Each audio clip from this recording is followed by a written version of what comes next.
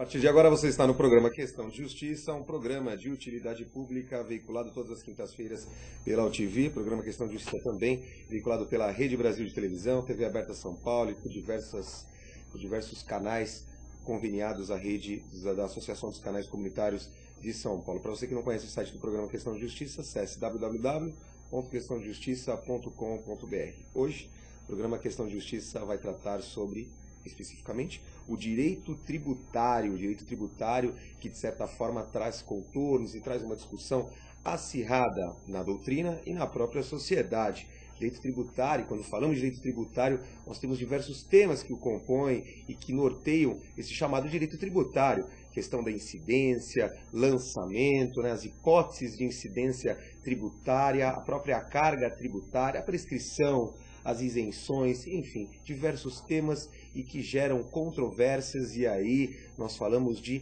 reforma tributária especificamente, um tema que vem despertando discussões e vem implementando as propostas e o sonho de todo cidadão, ou seja, uma reforma tributária, uma carga tributária menos excessiva a todos nós cidadãos. E para falar sobre reforma tributária e estas nuances do direito tributário, nós recebemos hoje o Dr. Adair Adame, que é contador, advogado, auditor fiscal da Receita Federal, aposentado, docente universitário na área do direito tributário e que convive, eu diria, há mais de meio século diuturnamente com tributos e com os problemas que lhes são correlatos. Doutora Adair, seja bem-vindo ao programa.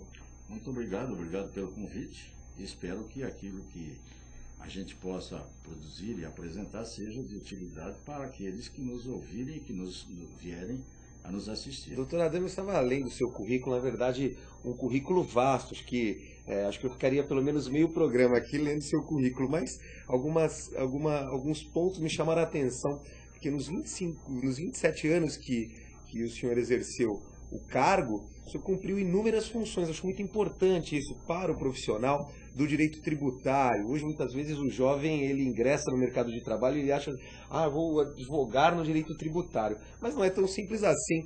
Dr. Adame, ele foi auditor, chefe de fiscalização de grupos de fiscalização, inspetor da Receita Federal, assessor de relações públicas e assistente técnico de procuradorias da União.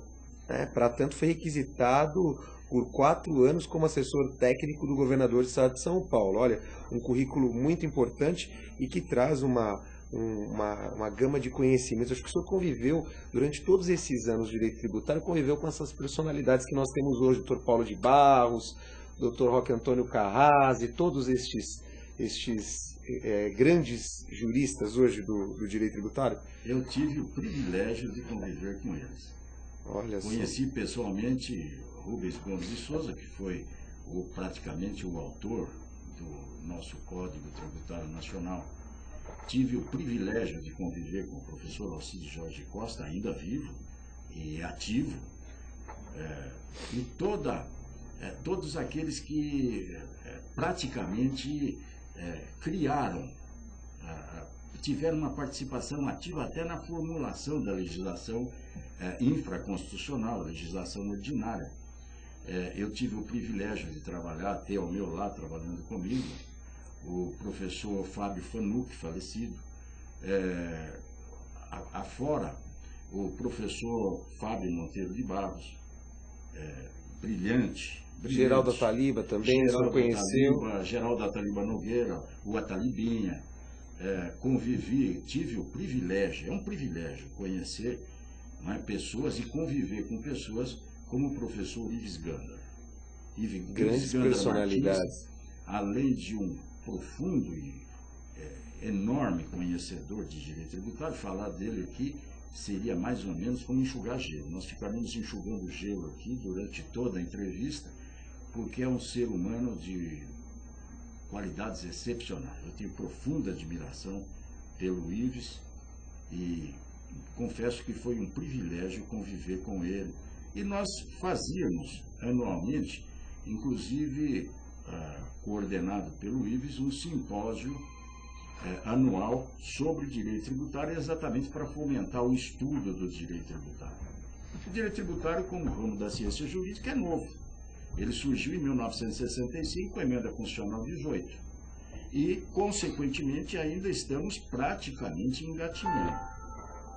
Agora, acerca da estrutura tributária brasileira no momento atual, o que se fala em uma reforma tributária, professor? O que o senhor acha sobre essa questão de uma reforma tributária no Brasil? É absolutamente necessário. Absolutamente necessário. Absolutamente necessário. O Brasil precisa, aliás, não é só no âmbito tributário. Nós estamos enfrentando problemas sérios dentro da nossa sociedade, até por inadequação do nosso contexto normativo. Vemos, por exemplo, somente a título de ilustração, no próprio direito penal.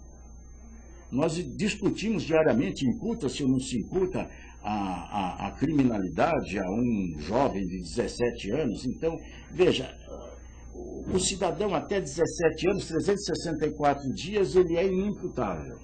No dia seguinte, ele é totalmente imputável. Mas isso não bate com uma realidade física, orgânica e etc. Do ponto de vista tributário, sem medo de errar, Carlos Leopoldo, nós precisamos de uma profunda reforma tributária. A estrutura tributária brasileira é predominantemente indireta, privilegia de forma assim assintosa os ganhos de capital. Onera o contribuinte? Onera o contribuinte e onera o contribuinte alcança pesadamente as fases primeiras e intermediárias do processo de geração de riquezas. Então, o comerciante, o industrial, ele poderia ter um estoque maior se ele não tivesse que manter em estoque não só a mercadoria que ele tem para venda, mas também o imposto que ele pagou. Então, o cidadão tem um determinado capital de giro, parte desse capital de giro está investido em impostos porque o contribuinte financia o poder público. Então, é uma estrutura, até certo ponto, cruel. Se nós verificarmos do ponto de vista da capacidade contributiva, então a coisa é feia. É feia, realmente é muito feia. Eu fico pensando, por exemplo, no contribuinte, ele chega até o supermercado, por exemplo, e vê um produto na prateleira. Bom, aquele produto que lhe chama a atenção, de certa forma ele recebe e compra aquele produto. Quando ele passa no caixa, muitas vezes ele passa no caixa, paga o valor, mas ele nem imagina a quantidade de tributos que ele está pagando, né, professor? Agora, como é que funciona? Me parece que existe uma cadeia, né, de incidência, né, uma linha de incidência tributária, são fases de incidência tributária. E como é que funciona isso até chegar lá no produto final, até aquele produto que o cidadão retira ali da prateleira e paga no caixa, sem saber o que está desembolsando a título de tributo? É algo que pode chocar quem esteja nos ouvindo, mas eu creio que está na hora de nós iniciarmos uma discussão séria sobre toda a nossa estrutura tributária. E eu vou me permitir fazer essa colocação exatamente para conclamar todos aqueles que detêm uma parcela de responsabilidade na condução dos interesses superiores ou com maior ou menor parcela de responsabilidade na condução dos interesses nacionais, para uma discussão, para um debate em torno disso. Por quê? Porque a nossa estrutura tributária é uma estrutura tipicamente de enganação. Tipicamente de enganação. De enganação. Ou seja, o contribuinte ele paga, mas ele não sabe o que ele está pagando. Não sabe quanto está pagando, nem como está pagando. Eu hoje estou aposentado da condição de docente, como aposentado da condição de auditor da Receita Federal. Mas quando eu ministrava aulas, eu perguntava aos meus alunos, por favor, levantem as mãos aqueles daqui que não pagam impostos. Então levantava lá um monte de jovens, e note bem, terceiro ano de economia, terceiro ano de administração, alguns até estudantes de direito. Então veja, então dizia, mas o senhor não, eu não pago. Só que, então eu dizia, o senhor paga tributo desde a hora que o senhor abre os olhos até a hora que o senhor abre os olhos amanhã. O senhor paga tributo o tempo todo. Simplesmente o senhor não sabe quando está pagando, quanto está pagando. Então, o cidadão está passeando de automóvel, o licenciamento, porque o tributo é taxa, é contribuição de melhoria, o tributo é imposto. Tributo é o gênero. Imposto, taxa, contribuição de melhoria são as espécies. Da mesma forma como as contribuições parafiscais compõem o grupo tributário. Contribuição parafiscal seria a contribuição previdenciária, o COFINS, a contribuição sobre o lucro líquido, são contribuições parafiscais. Então eu perguntava, quais os que não pagam? Paga o tempo todo. Todos os tributos lançados por período de tempo, a cada minuto uma parte da incidência está acontecendo ou se esvaindo se o imposto foi pago antecipadamente. Sim. Então, e nós temos uma estrutura predominantemente indireta, qual seja, o tributo é onerado durante o processo de geração de riquezas.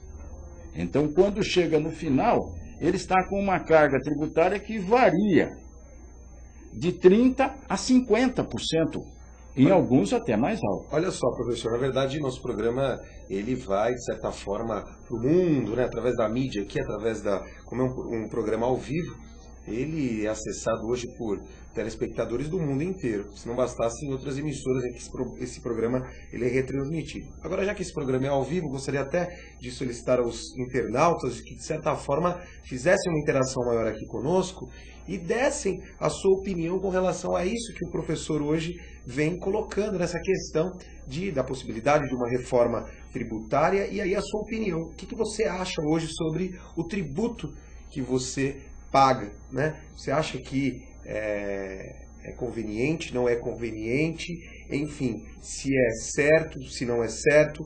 De certa forma aqui, professor, o telespectador diz o seguinte, né? O Della Higuera, ele fala o seguinte: a cultura da desinformação é prática institucionalizada nesse país. Se não me engano, ele diz aqui ele quer dizer que parece que está introjetado dentro da cultura do país. Né?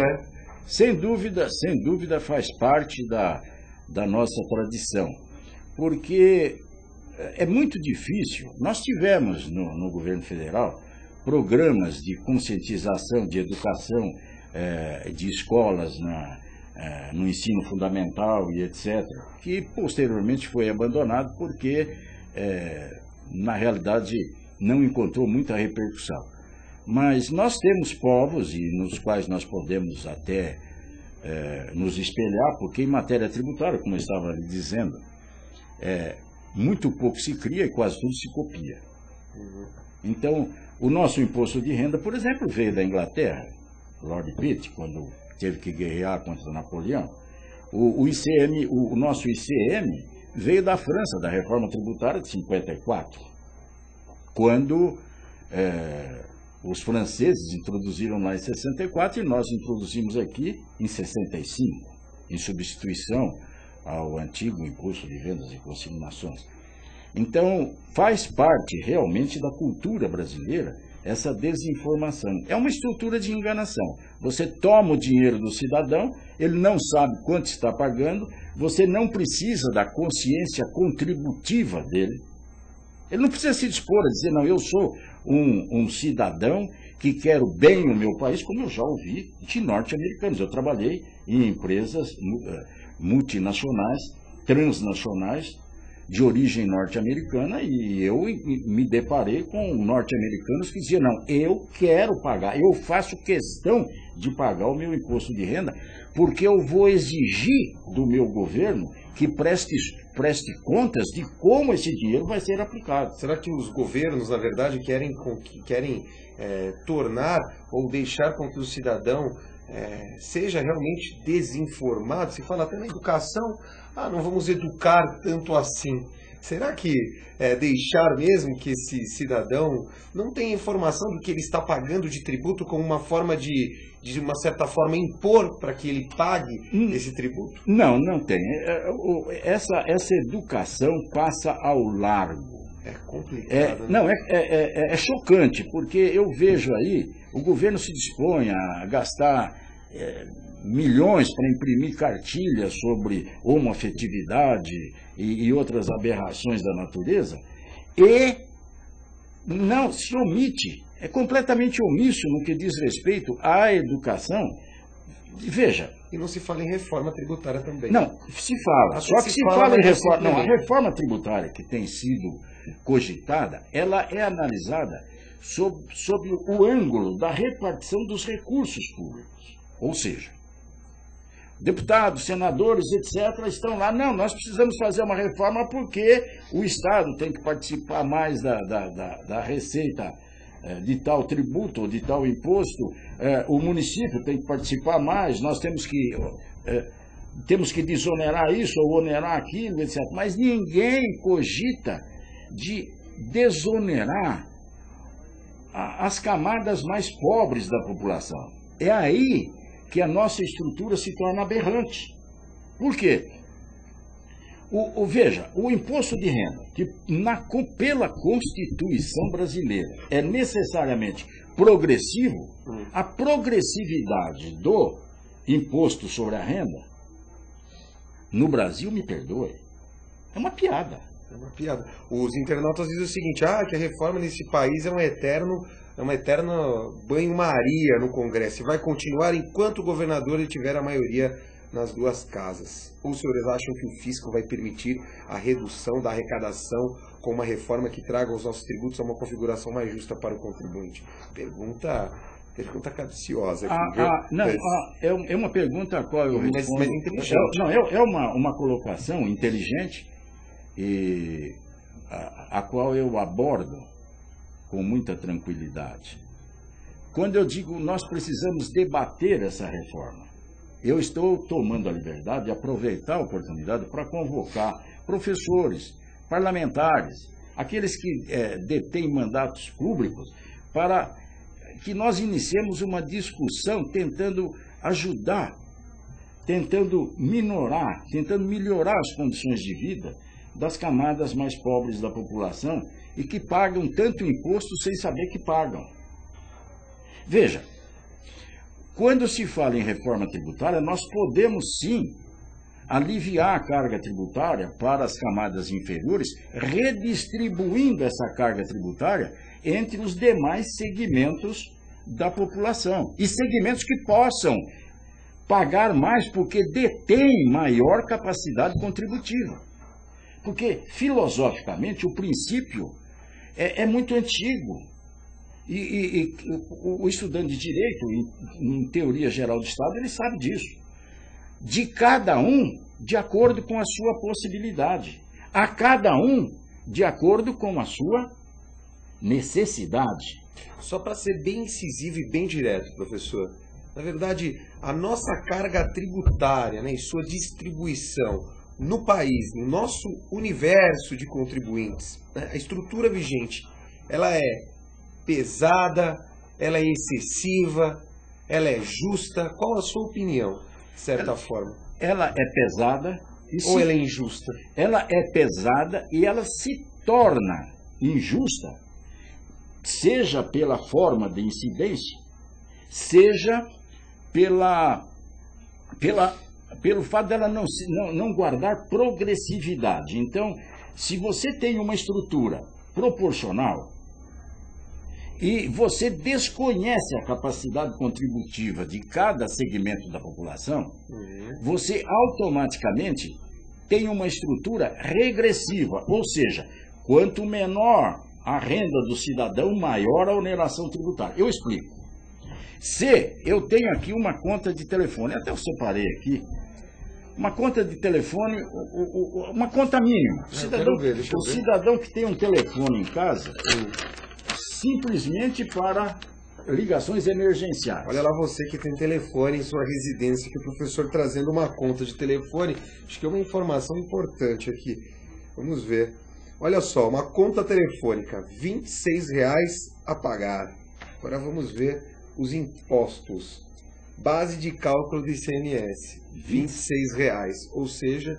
a conta toda. Agora veja quanto tem de imposto aí, o percentual. Alíquota de 25%, valor do ICMS, R$ 6,50.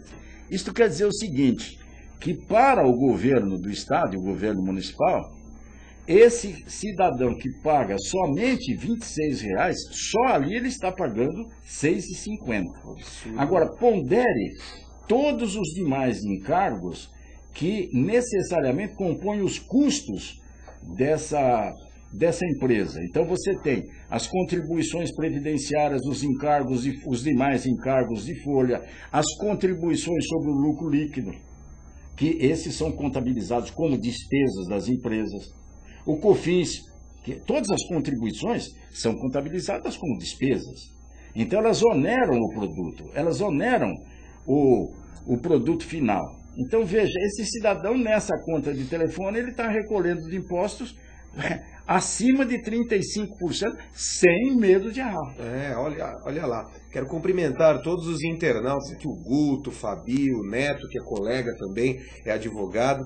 Tem um outro colega aqui que é jornalista, inclusive enfatiza uma pergunta, né? Ele disse que ele é jornalista e ele falou o seguinte: meu caro professor, tanto na qualidade de cidadão e contribuinte como de jornalista, ele acha o seguinte, que a carga tributária que incide sobre o trabalho atravanca o desenvolvimento do país.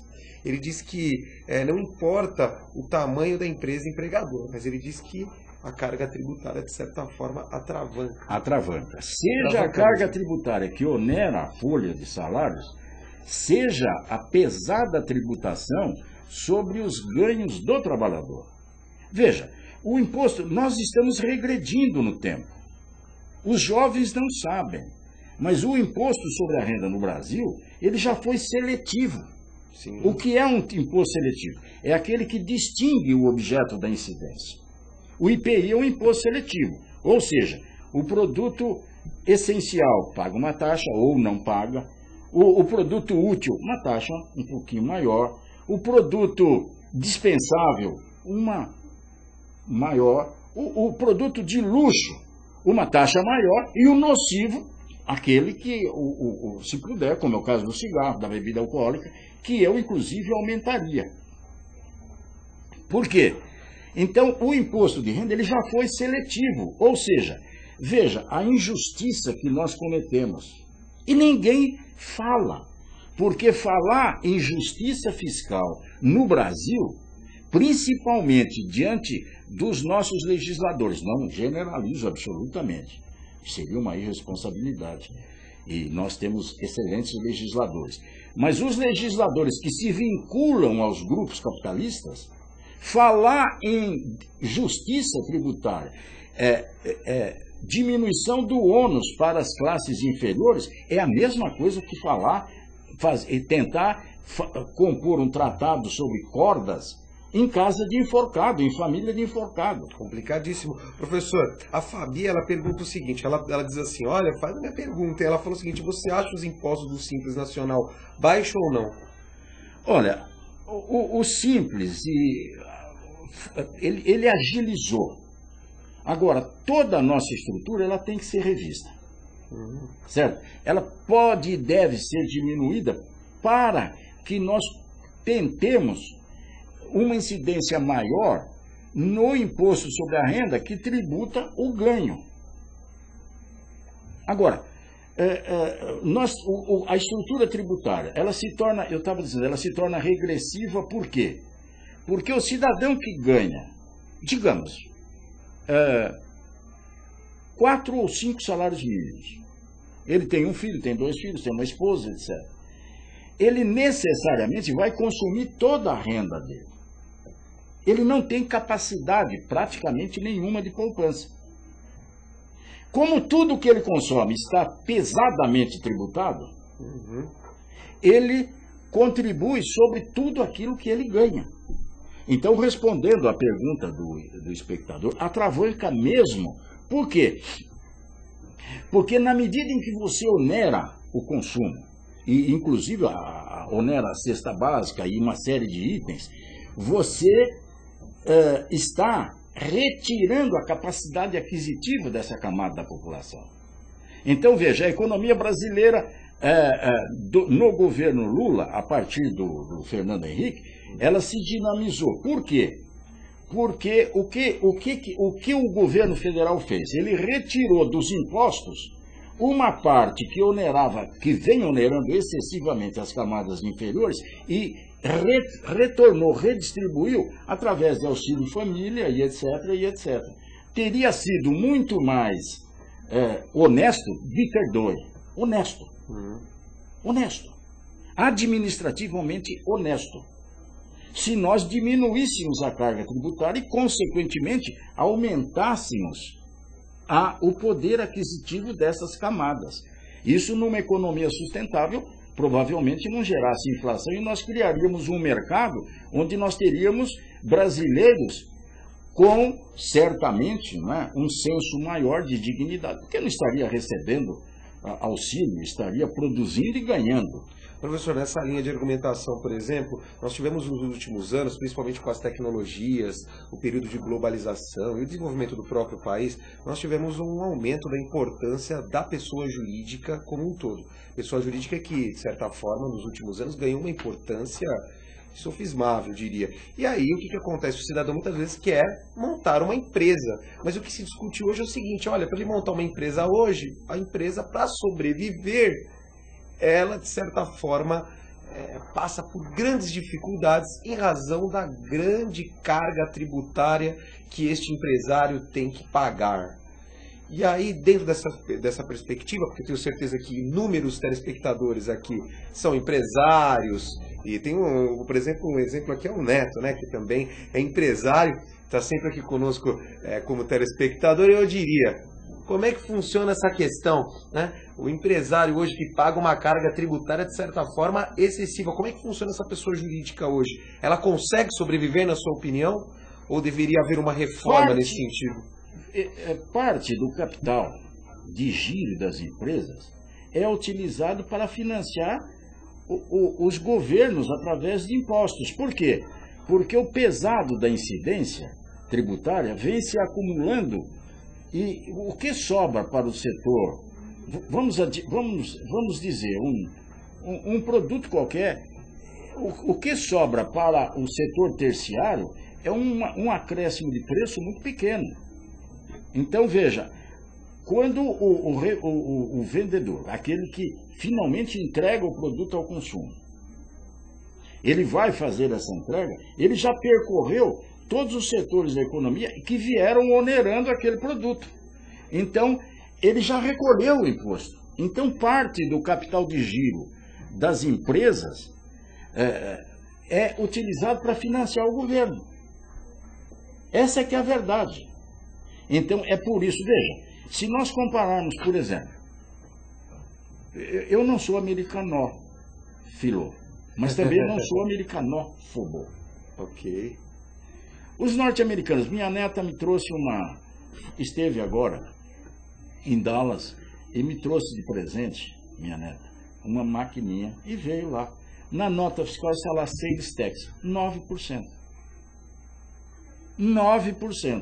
Numa conta de telefone, nós temos aí 25%. Um absurdo. Mas 25% é o que está aí, na fatura de telefone. E os tributos que estão embutidos nesse produto.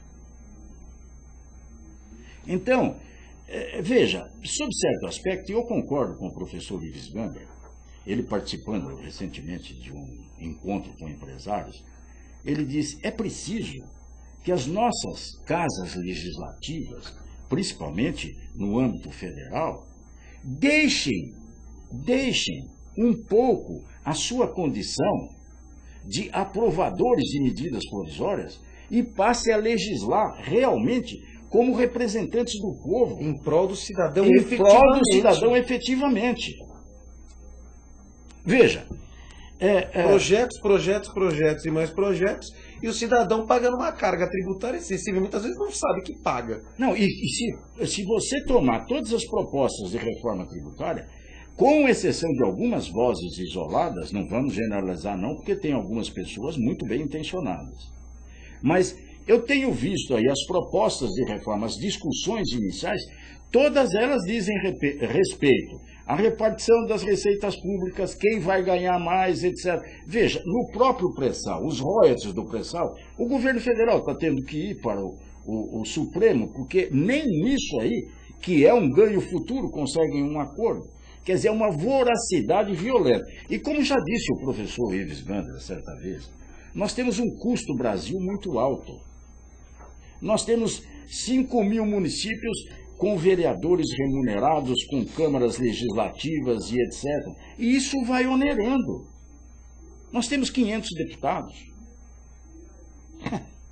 É complicadíssimo, né? Esses representantes todos que, de certa forma, representam o interesse do cidadão. Do cidadão. São a nossa linha de frente ali, nós né? desperdiçamos, desculpem os nossos administradores, mas nós desperdiçamos recursos públicos. Sim. Desperdiçamos recursos públicos e oneramos as camadas inferiores. Veja, pode padecer dúvida com relação ao fato de que é essencial para qualquer nação que queira progredir, que queira realmente se colocar entre os primeiros deste nosso planeta, que ela deva ter os filhos educados, os seus filhos, os cidadãos com educação, com formação técnica, formação humana, com educação. Então, a educação é essencial para o sucesso do cidadão, para o sucesso do país. Agora, presta atenção. Um cidadão, e eu aqui me dirijo aos pais de família, aqueles que, como eu, têm famílias, etc. Com certeza, a todos aqueles que trabalham, e trabalham para construir, trabalham para sustentar a sua família, que pagam escola para os seus filhos. Então, veja, um cidadão, dá um exemplo rápido. O cidadão paga R$800 de escola para o seu dependente.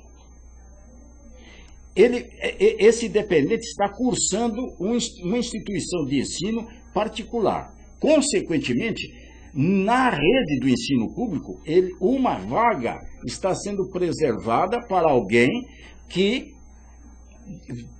integrante a uma classe social com menor poder aquisitivo, não tenha condições de pagar a sua escola. Muito bem. Então, a vontade política, a filosofia de Estado, o mínimo que se espera de um governo é um prestígio em torno de todos aqueles que se dispõem a investir nos seus filhos, que são os filhos do Brasil, que é a nossa juventude.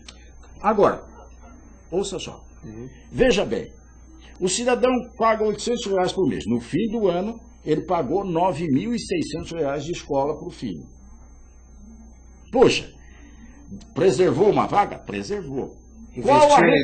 Investiu na educação? Investiu. Qual o prêmio que ele recebe do governo federal por isso? Então, eu vou lhe dizer. Em primeiro lugar, o gasto que ele fez não é reconhecido como gasto necessário. Então, ele está limitado, no ano passado esteve limitado a algo em torno de R$2.400 por ano. Pode abater no seu imposto de renda. R$2.400 só. Então, isso quer dizer o seguinte, se ele pagou R$800... E se ele tem 3 filhos? De cada um, ele se limita a R$2.400. R$2.400. Cada um dos 3. O que o governo pretende, através dessa estrutura tributária injusta, retrógrada, é certamente uma população deseducada. Por quê? Porque, veja, você pagou para o seu filho, se você pagou R$800 por mês, você pagou R$9.600 durante o ano. Você só vai poder abater R$2.400. Sobre o resto, você tem o seu ganho que foi tributado na fonte e que você terá que oferecer a tributação. Então, sobre essa diferença de 7.000 e poucos reais, você vai pagar mais 27,5% de imposto. Então, você vai pagar mais R$2.000 para o governo federal, porque você teve a coragem, a hombridade, a civilidade, a cidadania de querer estudar o seu filho, de querer educar o seu filho. Professor, falando em cidadania, já que o nosso programa, ele, de certa forma, ele tem essa vontade mesmo, vontade de fazer cidadania, sem querer ser técnico mas já sendo, até porque nosso programa muitas vezes ele é assistido por alunos de direito, e aí o programa Questão de Justiça hoje amplamente discutido e assistido dentro dos meios acadêmicos. E aí, até levando em conta a informação à população em geral, eu queria que o senhor dissesse a diferença para o nosso telespectador sobre imposto e tributo. O tributo é o gênero. Certo. O tributo é o gênero. Existem diversas espécies de tributos. Em primeiro lugar, o tributo, desde que o homem montou ou participou da primeira sociedade humana, ele já existe. Os impostos sobre a propriedade, por exemplo, vêm do direito romano, 3.000 anos atrás já existia. Então, a Bíblia nos fala, a passagem bíblica, dai a César o que é de César e a Deus o que é de Deus, isso é Cristo respondendo sobre o pagamento de tributos. E a própria Bíblia estimula o pagamento de tributo, porque nós temos que nos submeter às leis deste mundo. Veja, o tributo pode ser imposto, taxa ou contribuição de melhoria, isso pela definição legal. Se não me fala a memória, artigo 3º do Código Tributário Nacional. Agora, também é tributo a contribuição parafiscal. O que é a contribuição parafiscal? Esse parafiscal é quase fiscal. Então, as contribuições previdenciárias, ou seja, o cidadão paga ao governo. São contribuições compulsórias que se paga em benefício da sociedade, etc. Do próprio país. Para o desenvolvimento até do próprio país. Normalmente para tentar equilibrar. Agora, veja, dentro dessa enganação, o acréscimo do imposto de renda seria a contribuição sobre o lucro líquido, que é pago pelo empresário, e a contribuição, o COFINS, contribuição para fins sociais. Agora, essas duas contribuições, se fosse imposto, não. Se fosse imposto de renda, não. Mas como contribuição, como os demais tributos indiretos, ele onera o custo. Então, o cidadão dá para o COFINS, recolhe o COFINS, presumivelmente em nome do povo, e toma do povo porque é ele mesmo que está pagando o COFINS, porque está incluído no preço daquilo que ele consome. Aí vem a questão, tributo direto, tributo indireto, tributo regressivo e tributo progressivo, professor. De uma forma bem sintética, as diferenças. O tributo, quando se fala em tributo direto e indireto, nós temos no plano jurídico o contribuinte de fato e o contribuinte de direito. O tributo indireto é aquele que é recolhido pelo contribuinte de direito, no caso, por exemplo, uma rede qualquer de supermercados. Ele é o contribuinte de direito. Ele vai recolher o ICMS. Mas o contribuinte de fato é aquele cidadão que vai lá comprar a mercadoria, passar pelo caixa e pagar. Então esse tributo é indireto. Indireto por quê? Porque ele onera o consumidor final, ele onera o contribuinte de fato indiretamente. O tributo direto, por exemplo, quem tem casa própria sabe que paga anualmente o IPTU. É um tributo direto. O imposto de renda é um tributo direto. Agora, infelizmente, no nosso país, aproximadamente 80% da carga tributária é indireta. E eu digo mais, nós precisamos de uma reforma tributária, inclusive para fornecer maiores recursos para os próprios órgãos fiscalizadores federais. Os auditores fiscais da Receita são profissionais altamente capacitados. São admitidos mediante concursos rigorosíssimos. Agora, carece de estrutura quantitativa. Nós precisaríamos de muito mais fiscais. Nós precisaríamos policiar melhor e tentar transformar essa estrutura predominantemente indireta em estrutura direta. Agora, me foi perguntada a regressividade. É progressivo? A progressividade, atende àquele princípio que foi mencionado aqui, de cada um de acordo com a sua capacidade, a cada um de acordo com a sua necessidade. É o princípio da capacidade contributiva. Capacidade contributiva. No Brasil, isso está sendo o inverso. Os que menos têm capacidade contributiva são os que mais pagam. Veja, ela privilegia todos os ganhos de capital. Os ganhos de capital, pode ver na sua declaração de imposto de renda. Pegue lá os isentos e os tributáveis exclusivamente na fonte, ou tributáveis definitivamente, são todos os ganhos de capital que já partem de uma alíquota menor. Enquanto o trabalhador paga 27,5%, o cidadão que tem o ganho de capital paga 20%. E acabou. Então, veja, também, por que ela se torna regressiva?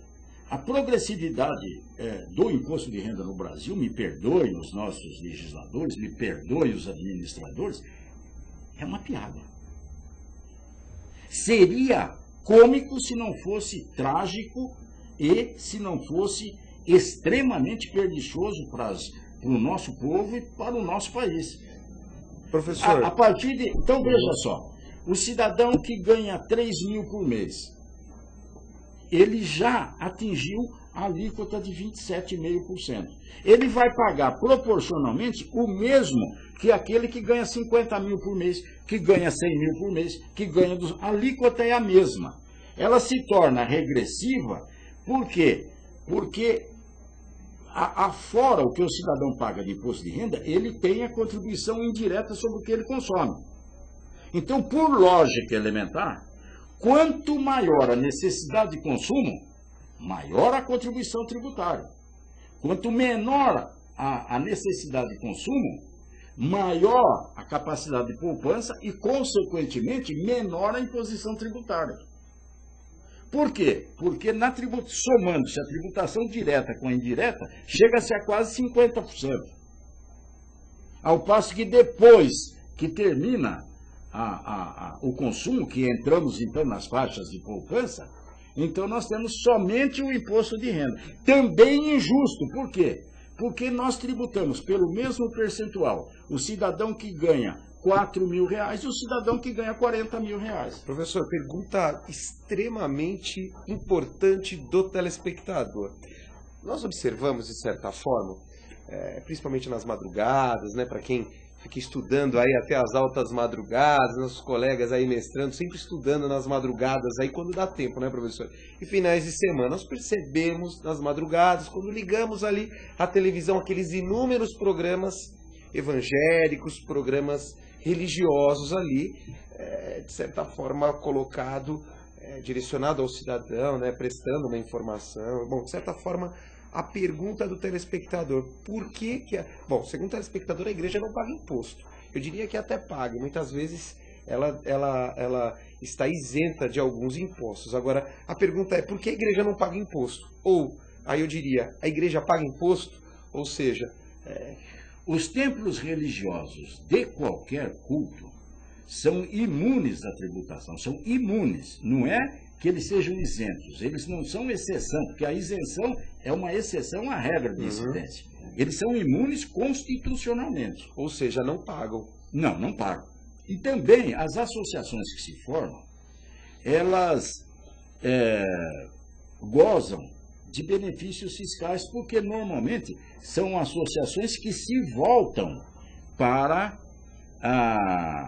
o atendimento de necessidades da população. Não querendo ser polêmico, o senhor acha que a igreja deveria pagar impostos? Eu entendo que não. E vou lhe dizer por que razão.